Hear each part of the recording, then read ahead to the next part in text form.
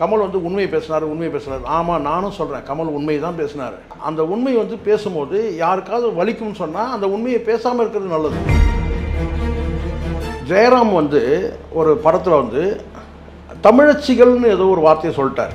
தமிழ் அமைப்புகள், நாம் தமிழர் கட்சி இவங்களாம் சேர்ந்து ஜெயராம் வீடு இங்கே சென்னையில் இருந்த வீடு அடிச்சு நொறுக்கிட்டாங்க. அவர் மன்னிப்பு கேட்டார் உடனே. சத்யராஜ் கூட வந்து காவிரி நீர் பிரச்சனை அப்போ வந்து கடுமையாக பேசிட்டாரு.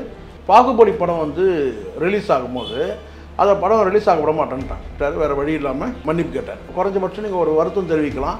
இதுக்கு இவ்வளோ ஒரு பிடிவாதம் பிடிச்சிக்கிட்டு வந்து ஒரு டைமும் கொடுத்துருந்தாங்க.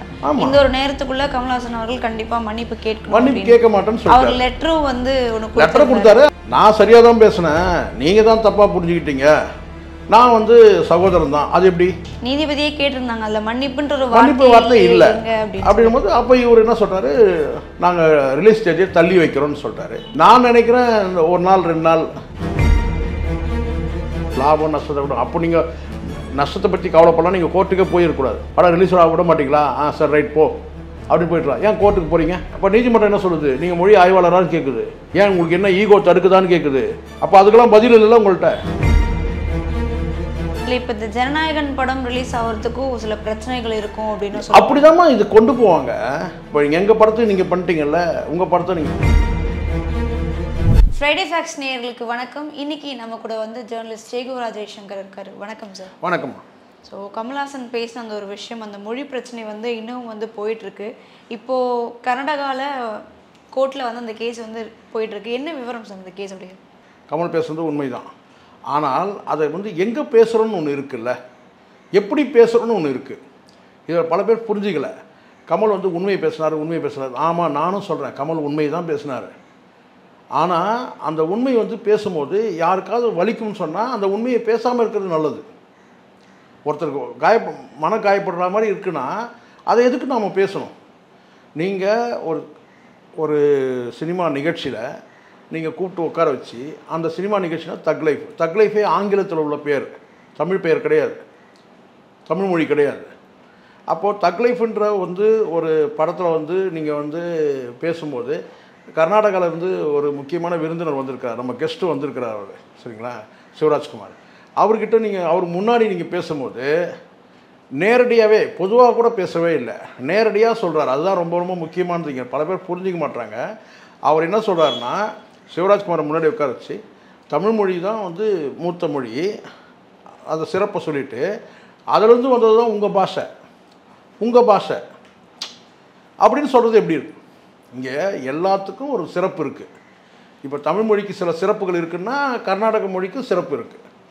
இங்கே திருவள்ளுவர் வந்து நம்ம வந்து ஒரு பொய்ட்டாக பார்க்குறோம், நம்ம வந்து ஒரு புலவராக பார்க்குறோம்னா அங்கே வந்து சர்வஞர்னு வந்து ஒரு புலவர், அவருக்கு சிலை கூட பார்த்திங்கன்னா அயனாவரத்தில் வச்சுருப்பாங்க, சரிங்களா. அந்த சிலை வச்சதுக்கும் ஒரு வரலாறு இருக்குது. திருவள்ளுவர் சிலை அங்கே வைக்கிறதுக்கு மறுக்கிறாங்க. அப்போ கலைஞர் வந்து அதை பஞ்சாயத்து பண்ணி என்ன செய்கிறாரு கேட்டால் திருவள்ளுவர் சிலை அங்கே வைக்கிறாங்க. இங்கே சர்வஞர் சிலை வந்து 2010 திறக்கிறாங்க, சரிங்களா, இங்கே யுனைடெட் காலனி அயனாவரத்தில். ஸோ இப்படிலாம் வந்து ஒரு வரலாறு இருக்கும்போது நீங்கள் வந்து இப்போது நான் என்னை வந்து சிறப்பாக காட்டணும் போது என்னை சிறப்பாக காட்டிக்கலாம், நான் தான் ரொம்ப பெஸ்ட்டுன்னு சொல்லிக்கலாம். நான் பெஸ்ட்டுன்னு சொல்கிறது வேறு, நீ என்னை விட நீ வந்து எனக்கு நீ அதாவது எனக்கு நீ எப்பவுமே கீழே தான் நீ அப்படின்னு சொல்கிறதுன்னு ஒன்று இருக்குல்ல. என்னுடைய உயர்வை நான் சொல்லிக்கிறதுல பிரச்சனை கிடையாது. ஆனால் என் உயர்வை சொல்லும் போது இன்னொருத்தர் வந்து நம்ம தாழ்த்தக்கூடாது இல்லை. இங்கே வந்து கமல் வந்து பேசுனது உண்மையாக இருந்தால் கூட பேசக்கூடாத இடத்துல அவர் பேசிட்டார், அவ்வளோதான். அதுக்கு பிறகு வந்து சர்ச்சையாகுதுன்னா, இப்போ கடந்த காலத்தில் சத்யராஜ் கூட வந்து காவிரி நீர் பிரச்சனை அப்போ வந்து கடுமையாக பேசிட்டார். ரஜினிகாந்த் அவர்கள் வந்து ரஜினிகாந்த் ஏதோ கொஞ்சம் மனம் புண்படும்படி அவர் பேசிட்டார். அவர் பேசுனதுக்கு வந்து பார்த்திங்கன்னா வந்து கடுமையான ஒரு கண்டனம் வந்து கர்நாடகாவில் தெரிவித்தாங்க. சரியான நேரம் பார்த்துருந்தாங்க. பாகுபலி படம் வந்து ரிலீஸ் ஆகும்போது அதை படம் ரிலீஸ் ஆக விட மாட்டேன்ட்டாங்க. கடைசியில் வேறு வழி இல்லாமல் ப்ரொடியூசர் லாஸ் ஆவாங்க இல்லையா. ஏன்னா அங்கே ஒரு 100-150 தேட்டர் கொடுப்பான் இல்லையா. அந்த எதுக்கு அந்த கோடிக்கணக்கான ரூபாய் வந்து கலெக்ஷன் வந்து கெட்டு போயிடுறதுக்காக வந்து தயாரிப்பு நிறுவனத்துக்காக என்ன செஞ்சிட்டாரு, வேறு வழி இல்லாமல் சத்யராஜ் வந்து மன்னிப்பு கேட்டார். நான் என்ன சொன்னால் இது தவறுன்றது வந்து நீங்கள் வந்து உணர்றது எப்படி தவறுணுன்னா, நீங்கள் பேசுனது தவறு கிடையாது.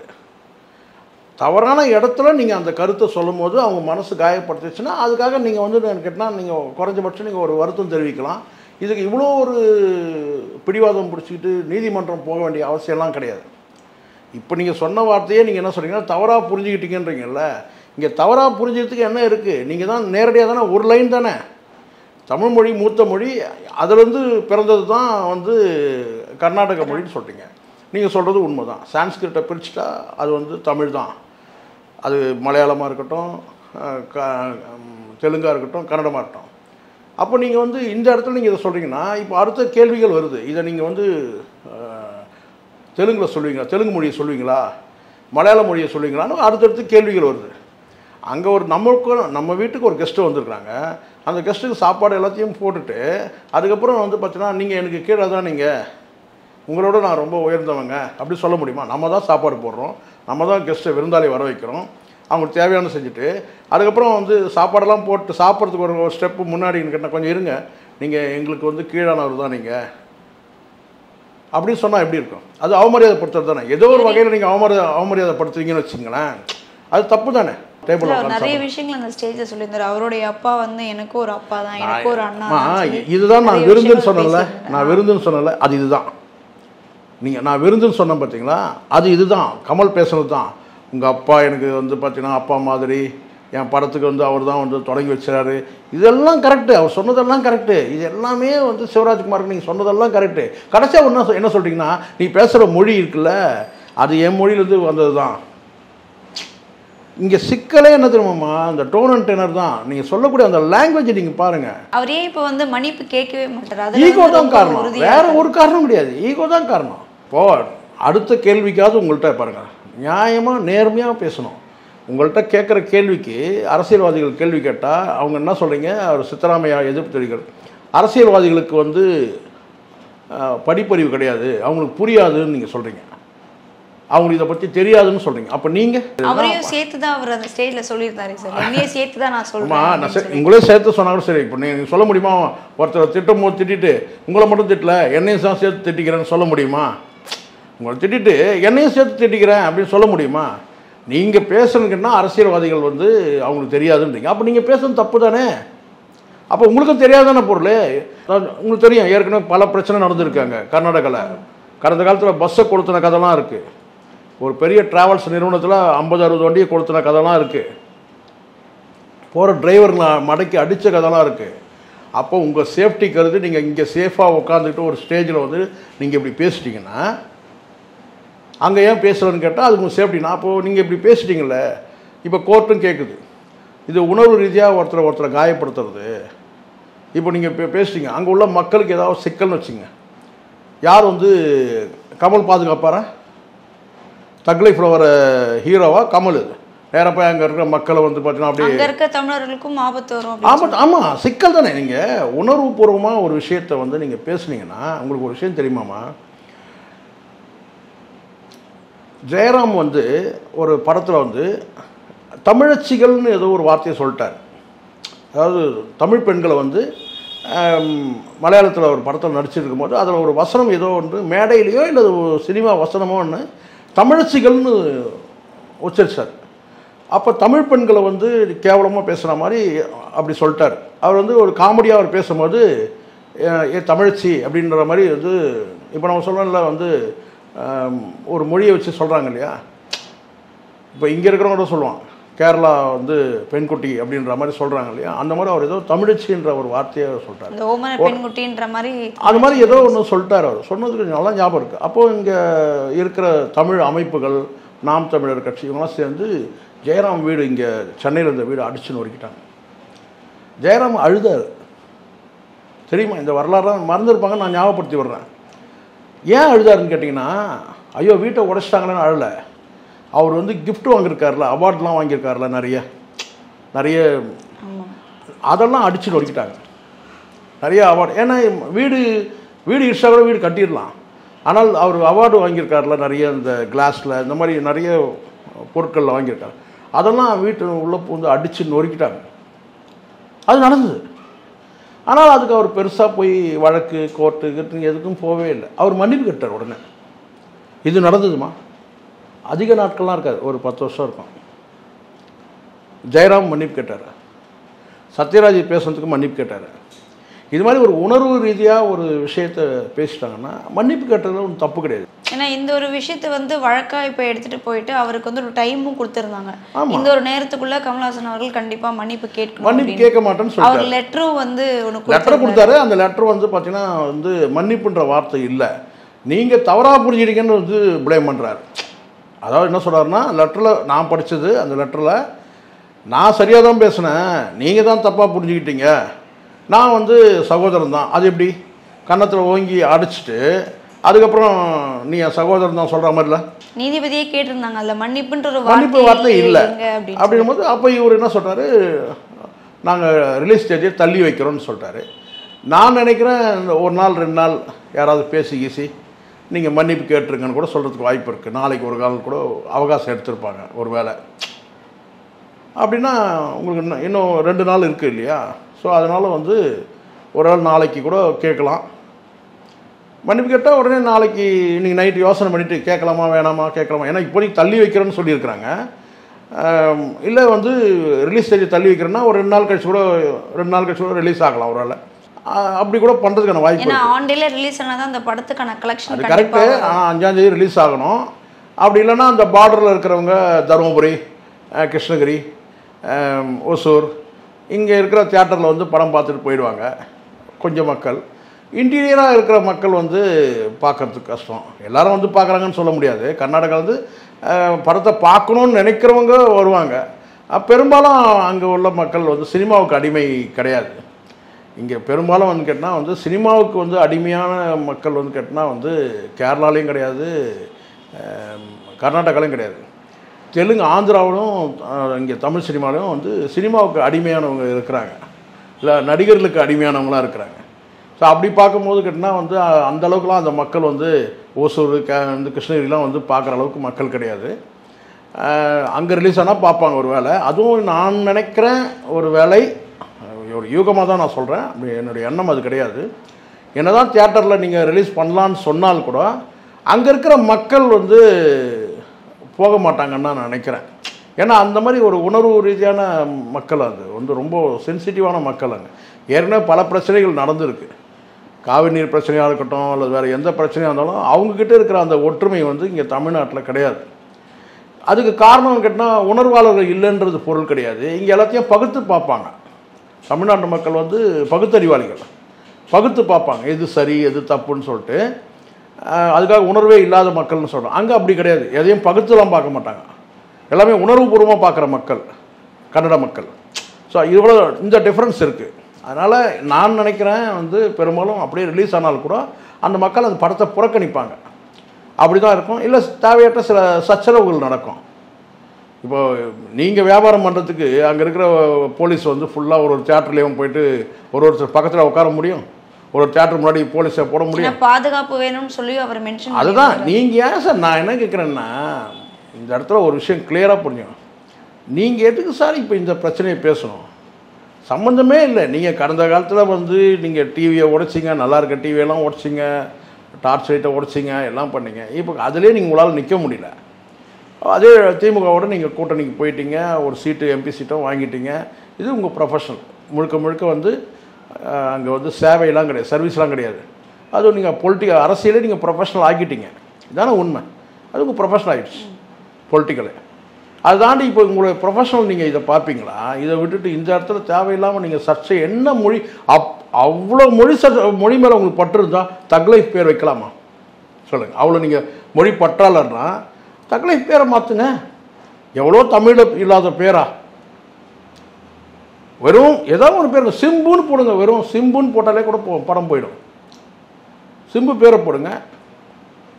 கமல்னு உங்கள் பேரை வைங்க. பேரே வைக்க முடியலன்னா எதுக்குன்னு கேட்குறேன் நான். இந்த தக்லைஃப்னு ஒரு பேரை வச்சு ஆங்கிலத்தில் வச்சுட்டு அப்புறம் மொழியை பற்றி அங்கே போய் பேச சம்பந்தமே இல்லாமல் அந்த வார்த்தை எதுக்கு பேசுனீங்க? மொழி பிரச்சனை வரும்போது ஏன் மற்ற நடிகர்கள் யாருமே வந்து இதுக்கு சப்போர்ட் பண்ணாங்க? இல்லைம்மா, அவங்களுக்கு அதுதான் இப்போ நான் சொன்னேன். உங்களுக்கு புரியுதா? கர்நாடக மக்கள் வேறு, தமிழ்நாட்டு மக்கள் வேறு. தமிழ்நாட்டு மக்களுக்கு வந்து தமிழ் உணர்வே இல்லையானா இருக்குது, இல்லாமலாம் கிடையாது. ஆனால் அதே சமயத்தில் ஒரு பிரச்சனையை வந்து அவங்க பகுத்து பார்ப்பாங்க. இவர் யார், எதுக்காக சொன்னார், ஏன் சொன்னார், இதெல்லாம் பார்ப்பாங்க. அங்கே பகுத்து பார்க்க மாட்டாங்க பிரச்சனையை, வெறும் மேலோட்டமாக பார்ப்பாங்க. நம்ம மொழியை வந்து இழிவுபடுத்திட்டாரா, ரைட்டு, உடனே எடு, அவன் படத்தை ரிலீஸ் பண்ணதை விடு. அப்படி தானே பண்ணாங்க சத்யராஜுக்கு. அப்போ ஜெயராம்து வந்து ஒரு சம்பவம் நான் கேட்குறேன், என்ன சொல்லுவாங்களாம், உனக்கு வந்தால் ரத்தம், மற்றவங்களுக்கு வந்தால் தக்காளி சட்னின்ற மாதிரி. ஜெயராம் வந்து மேம்போக்காக ஒரு வார்த்தை ஏதோ சொல்ல போக அதை வந்து பெரிய சென்சிட்டிவ் ஆக்கி இங்கே அவருடைய வீட்டை வந்து கேலரிலாம் அடித்து நொறுக்கிட்டாங்க, அலமாரிலாம் அடித்து நொறுக்கி அவருடைய நிறையா கண்ணீர் விட்டு கதறினார். ஸோ நான் சொல்லக்கூடிய ஒன்று தான், நாம் ஏதோ ஒன்று சொல்ல போக அது வந்து புரிஞ்சுக்கிறது மட்டுமே கிடையாது, அது அடுத்தவங்களுடைய மனசை பாதிக்குமா கஷ்டப்படுத்துமான்னு யோசித்து பேசணும். இல்லை, இப்போ இந்த ஜனநாயகன் படம் ரிலீஸ் ஆகிறதுக்கும் சில பிரச்சனைகள் இருக்கும் அப்படின்னு அப்படிதாம்மா இது கொண்டு போவாங்க. இப்போ எங்கள் படத்தை நீங்கள் பண்ணிட்டீங்கல்ல, உங்கள் படத்தை நீங்கள் பண்ணுறீங்க. எனக்கு தெரிஞ்சு கர்நாடகாவில் தயாரிக்கிற படங்கள் வந்து தமிழ்நாட்டில் ஓடினதாக வந்து சரித்திரமே கிடையாது. இப்போ தான் வந்து கொஞ்சம் அது வெளிச்சம் வந்தது. கேஜிஎஃப் இந்த படங்கள் வந்து, ஆமாம், இந்த படங்கள் வந்து இப்போ ரீசெண்டாக மேக்ஸ்னு கூட ஒரு படம் வந்து கலைப்புலி தானு தயாரித்தார். கன்னட படத்தை வந்து தானு தயாரித்து அதை தமிழில் வந்து ரீமேக் வந்து டப்பிங் பண்ணி நல்லா போச்சு. சுதீப் தான் நடிப்பார், நானியில் நடித்த சுதீப். ஸோ எதுக்கு நான் சொல்கிறேன்னா, ஒரு கர்நாடகா சினிமா இப்போ தான் வந்து அந்த என்ன சொன்ன பேன் இண்டியா மூவின்ற அந்த இதுக்கே வராங்க இப்போ தான். அது குறிப்பிட்டு காந்தாராலாம் வேறு லெவலில் போயிடுச்சு. கேஜிஎஃப் வந்து பிரம்மாண்ட தயாரிப்பு, காந்தாரா வந்து பார்த்திங்கன்னா ரொம்ப லோ பட்ஜெட். அந்த படம்லாம் இங்கே வெற்றிகரமாக ஓடிச்சு. இப்போ தான் அந்த பேன் இண்டியா மூவின்ற அந்த இதுக்கே வருது. அப்படி இருக்கும்போது இப்போ இது கமலுடைய பேச்சு வந்து என்ன முழுக்க ஒரு இண்டஸ்ட்ரியே வந்து ஸ்பாயில் ஆகிற மாதிரி இருக்குது. அது கர்நாடகா சினிமாவாக இருக்கட்டும், இப்போ தமிழ் சினிமாவும் கிட்டத்தட்ட அப்படி தானே. இப்போ இங்கேருந்து போய் வந்து கர்நாடகாவில் வந்து அந்த படம் ஓட விட மாட்டேன்ற அளவுக்கு, ஏன்னா இப்போ எல்லாரையும் பார்க்க ஆரம்பிச்சிட்டாங்க. தயாரிப்பாளர் யார் ப்ரொடியூசர்னு பார்க்குற அந்த இதுக்கு வந்துட்டாங்கல்ல. ஏன்னா இப்போ கமல்ஹாசன் வந்து ஒரு மன்னிப்பு கேட்டால் ஒரு விஷயம், என்ன கேட்டால் கமல்ஹாசன் கேட்டிங்கன்னா வந்து அதுதான் கோர்ட்டு சொல்லுது, மன்னிப்பு கேட்க சொல்லி வற்புறுத்த முடியாது. மன்னிப்பு கேட்டுடலாம், ஒன்றும் பிரச்சனை ஒன்றும் கிடையாது. ஆனால் மன்னிப்பு கேட்குறதே கேட்டால் நாங்கள் ஏன் மன்னிப்பு கேட்கணும்? அப்போ இந்த இடத்துல மன்னிப்பு கேளுங்கன்னு சொல்கிற நாம் வந்து ஏதோ வந்து ஒரு ஒரு குற்றம் செய்கிற மாதிரி நம்மளை பேசுவாங்க. என்னை கேட்டால் மக்கள் அடுத்தவங்களுடைய உணர்வை மதிக்கிறது தான் பகுத்தறிவு. ஃபஸ்ட்டு ஒன்று சொல்லணும். இங்கே பல பேருக்கு அந்த குழப்பமே இருக்குது. பகுத்தறிவுனா என்னென்னா, அடுத்தவங்களுடைய மனசை புரிஞ்சுக்கிட்டு அடுத்தவங்களுடைய மனம் புண்படாமல் நடந்துக்கிறதே பகுத்தறிவு தான்.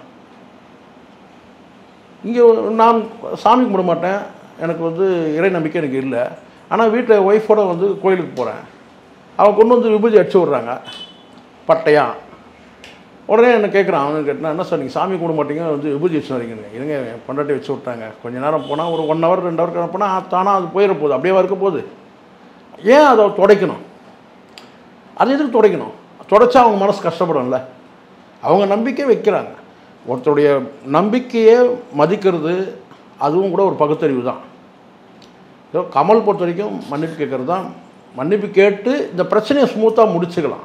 இது ஆயிரக்கணக்கான ஊழியர்களுடைய சினிமாவுக்காக வேலை செய்யக்கூடிய வந்து ஊழியர்களுடைய பிரச்சனை, உங்கள் பிரச்சனை கிடையாது. சினிமாவில் இருக்க 24 கிராஃப்ட் வேலை செஞ்சுருக்கு. நீங்கள் ப்ரொடியூசராக கூட இருக்கலாம், உங்களுக்கு லாபம் நஷ்டத்தை கூட. அப்போ நீங்கள் நஷ்டத்தை பற்றி கவலைப்படலாம், நீங்கள் கோர்ட்டுக்கே போயிருக்கூடாது. படம் ரிலீஸ் ஆக விட மாட்டிங்களா? சார் ரைட் போ அப்படின்னு போய்ட்டுலாம். ஏன் கோர்ட்டுக்கு போகிறீங்க? நீதிமன்றத்துக்கு எதுக்கு போகணும்? நீதிமன்றம் போக வேண்டாமே. அப்போ நீதிமன்றம் என்ன சொல்லுது? நீங்கள் மொழி ஆய்வாளரான்னு கேட்குது. ஏன் உங்களுக்கு என்ன ஈகோ தடுக்குதான்னு கேட்குது. ஏன் மன்னிப்பு கேட்க மாட்டீங்களான்னு கேட்குது. அப்போ அதுக்கெல்லாம் பதில் இல்லைல்ல உங்கள்கிட்ட. மொழி ஆய்வாளரான்னு கேட்குது. எந்த தரவு அடிப்படையில் நீங்கள் வந்து நீங்கள் சொன்னீங்க, ஏன் உங்களுக்கு தரவு போட முடியல? போடணுமா இல்லையா? டேட்டா சொல்கிறேன், டேட்டா போட்டுக்கலாமே, நேரம் கோர்ட்டில் ப்ரொடியூஸ் பண்ணிக்கலாமே. நீங்கள் சொன்னது சரிதானே, நீங்கள் சொன்னது உண்மை தானே, டேட்டா தூக்கி போடுங்க. இந்த பாருங்க சார், தமிழ் மொழியிலேருந்து தான் கன்னடா வந்திருக்கு, தமிழ் மொழியிலேருந்து தான் தெலுங்கு வந்திருக்கு, தமிழ் மொழியிலேருந்து தான் மலையாளம் வந்திருக்கு, தூக்கி போடுங்க. போட முடியாதுல்ல, அவ்வளோதான். இப்போ இவ்வளோ தமிழ் ஆய்வாளர்களும் பயங்கரமாக சப்போர்ட் பண்ணுறவங்களாம் இருக்கிறாங்களே, எந்நேரம் தூக்கி தரவு கொண்டு போய் போட வேண்டியது தானே. இதை பாருங்கள், மொழி ஆராய்ச்சியாளர்கள் வெளியிட்டிருக்கிற கட்டுரை, இந்த மொழியிலேருந்து தான் இந்த மொழி வந்திருக்கு, இந்த மொழியிலேருந்து தான் இந்த மொழி வந்திருக்கு, தூக்கி போடுங்க. கோர்ட்டை கேட்குதில்ல உங்களை, நீங்கள் டேட்டா கொடுங்கன்னு சொல்லி கேட்குதில்ல. எந்த ஆய்வாளர் ஆய்வின் அடிப்படையில் நீங்கள் ஆய்வாளரா நீங்கள் எப்படி சொன்னீங்கன்னு கேட்குது. அதுதான் இந்த மாதிரி சில நேரங்களில் அவன் கேட்டால் நீங்கள் சரின்னு இங்கே உண்மை என்பது வேறு, சரி என்பது வேறு. சரிங்களா?